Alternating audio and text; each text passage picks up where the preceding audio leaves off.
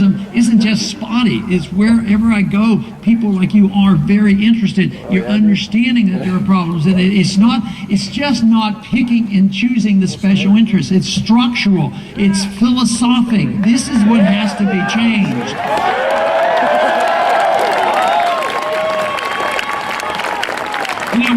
We're working hard, at least pretending, in Washington on the budget. But the crisis is not a budgetary crisis. The budget is the symptom of the crisis of us understanding what the role of government ought to be. That's right. The role of government in foreign policy should not be to be the policeman of the world. And that has to move. The role of government shouldn't be the nanny state and taking care of everybody from cradle to grave and bankrupting the country and put in programs that don't work. So it's the role of government that has to be addressed, and then the budget comes into place. But it's not technically a budgetary problem, because the tinkering that they do is just unbelievably minor. Today, yes, today we're working on the budget, and the proposal is, on the Republican side, the conservative budget is, to cut proposed increases, but not to cut any spending, just to proposed increases. It actually increases the military spending, because that's a part of the budget. But don't worry, they're planning to balance the budget. In 30 years, they're going to balance the budget. So I think the problems are very obvious. I think the crisis is at our doorstep. But the enthusiasm for change is there. It has to be done. It will be done. Even if we don't change things with the Federal Reserve in a calm, deliberate fashion, the system is going to collapse itself, because they end up destroying the money. But we should be very optimistic that we can accomplish this, because the people are responding in a very favorable way. But we also have to change a couple attitudes. So often, I'm sure some of you have been accused of this, that you just want to go back to the Dark Ages. You want to go back to the Dark Ages, back to the Constitution and things like that.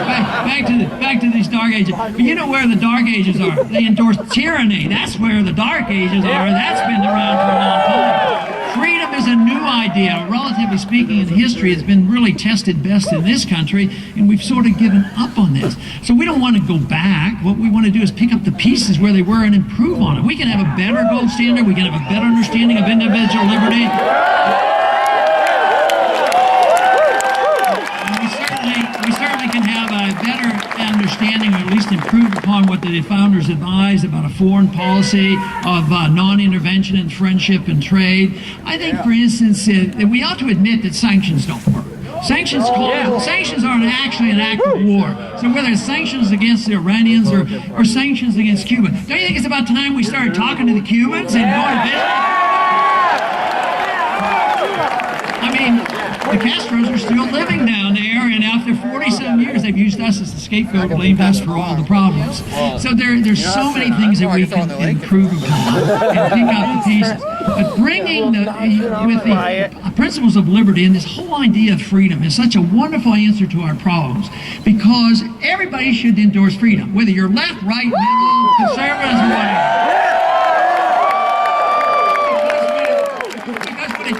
It invites the answers to our problems, because we do have diversity. We have diversity in religion, so the diversity of how you're going to use your freedom is so important. If you use it one way, but the one thing it takes is tolerance of others. If they do things that you don't like, and you can't say, "Oh, that's terrible, we have to have a law against that because I don't like what they're doing." As long as you don't hurt other people and mind your own business, it would work.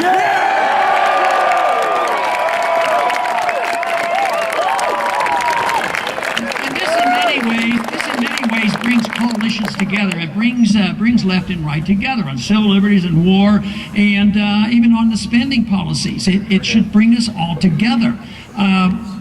In Washington, and even today, lately in the last few weeks, I've been getting a lot of suggestions, a lot of advice from the media and from other people. They keep saying, "When are you going to drop out of this?" Never!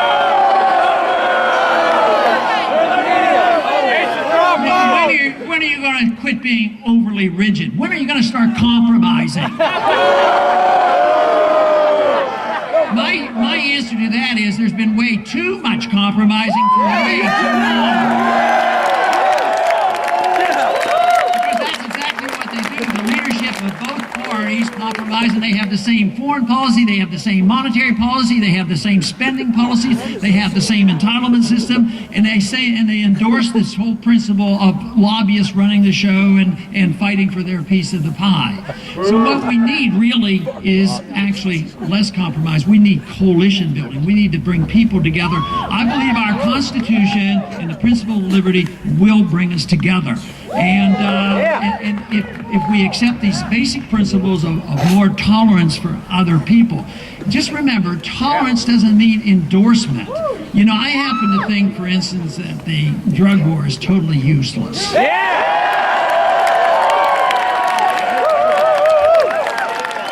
I think it's been used to abuse our liberties and all, but I also think that drugs are very bad. But I also believe that if people make those decisions, but when you do this because somebody might misuse the drugs, then all of a sudden we have this argument about using medicinal marijuana. Then we have courts, the Supreme Court comes up and say, oh, we have a right to regulate that under interstate commerce too, because you can't raise marijuana in your backyard to take care of medical problems. So these are the kind of things that people have to make up their own mind. I can have my opinion. I advise everybody. I advise my children and grandchildren that drugs are very dangerous, and we should recognize that. But to make up your own minds about this is your business. You have to suffer consequences.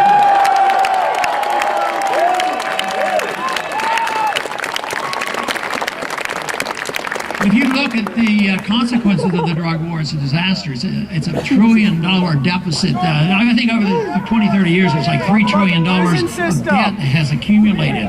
You know, because of our laws this year, on January 1st, our country ushered in 46,000 new laws. That's too many. What I'd like to do is repeal 46,000 laws.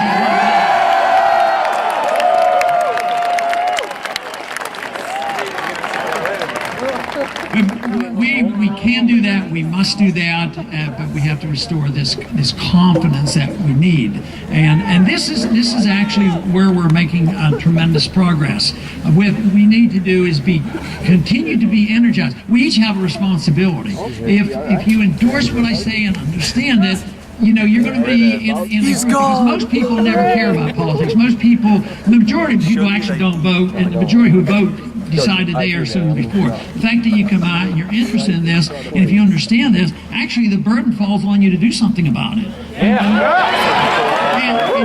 just remember, you don't have to have 51%. You need this irate, tireless minority willing to start brush fires in the life of man.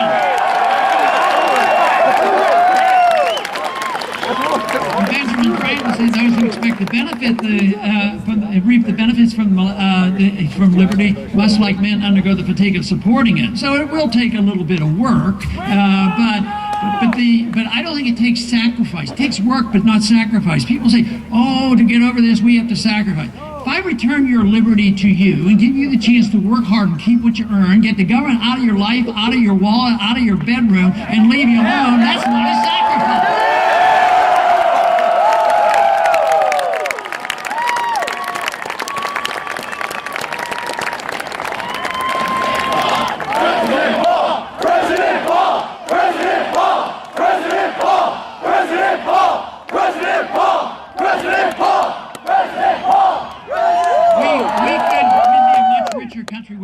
People in prison because we have too many left. We have 5% of the population of the world. We have 25% of the prisoners. There's something messed up. I think it's because we have way too many laws is what I think the problem is. But you know, the test was there, and we saw the results. And then our country has given up on it. But right now, I think we're on the verge of making a better decision. And this is the reason we should be optimistic, and we should be very positive and take upon yourself to do something about it. But a lot of people, after I speak, they'll come and say, what should I do? What should I do? Do whatever you want to do.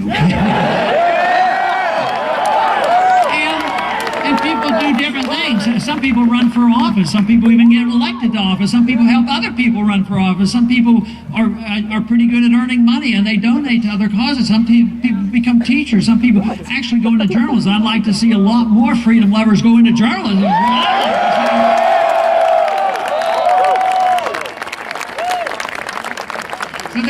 So there is a job for each and every one of us, and one thing with certainty, you know, when an idea's time has come, it can't be stopped.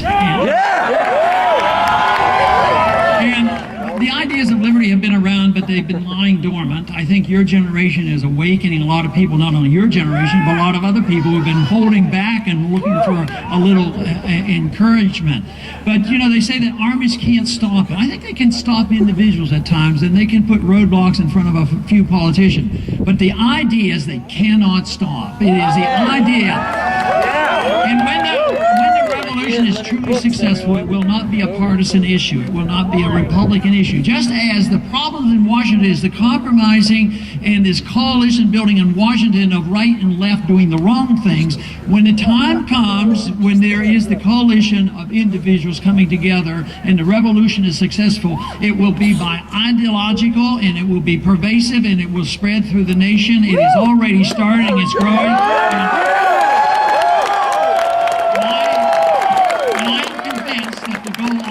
Peace and prosperity, and this is the way we seek peace and prosperity. If we want in our personal lives to seek virtue and excellence, which I think is a pretty good idea, you can't do it with the government telling you what to do. If the government wants to make you virtuous and excellent and wealthy and all this, all they do is undermine our liberties. And this is the reason that the free society is the best society. And it's the only humanitarian society.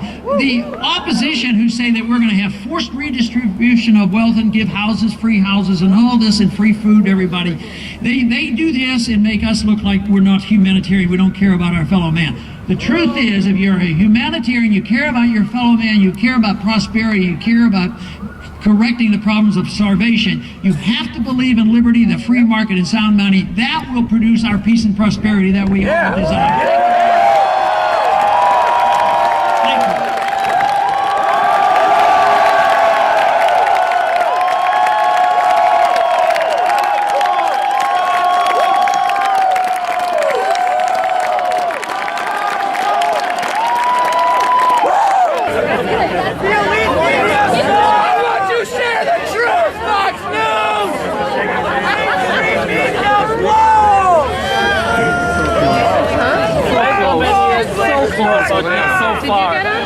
No, he's trying for him too. He ain't gonna come over here anymore. No way. He's gonna make his way to. He's gonna go straight to his vehicle. Yeah, he's gonna hit right in his truck and be done. Hey, Ram! We said got pictures over there. We should get. I bet we could have got it.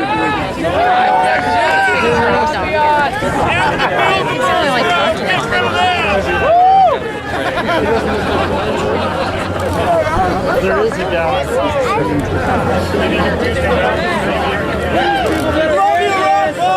Wisconsin loves Ron Paul! Please! Down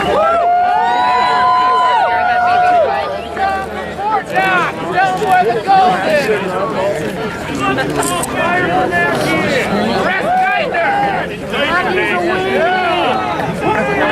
Put that man in the White House! President Paul! President Paul!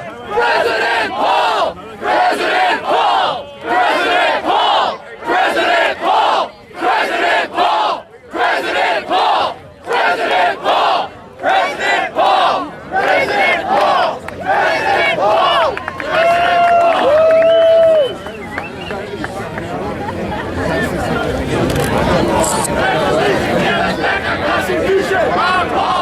Revolution, give us back our Constitution! Ron Paul, Revolution, give us back our Constitution! Ron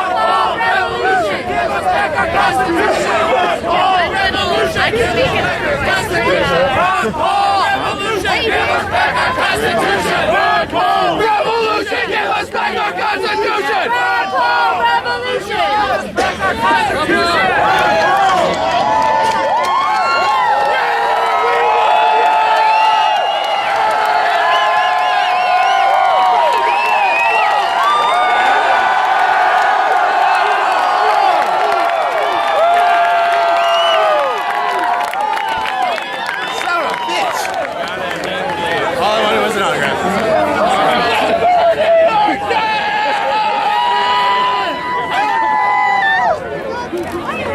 try and get out.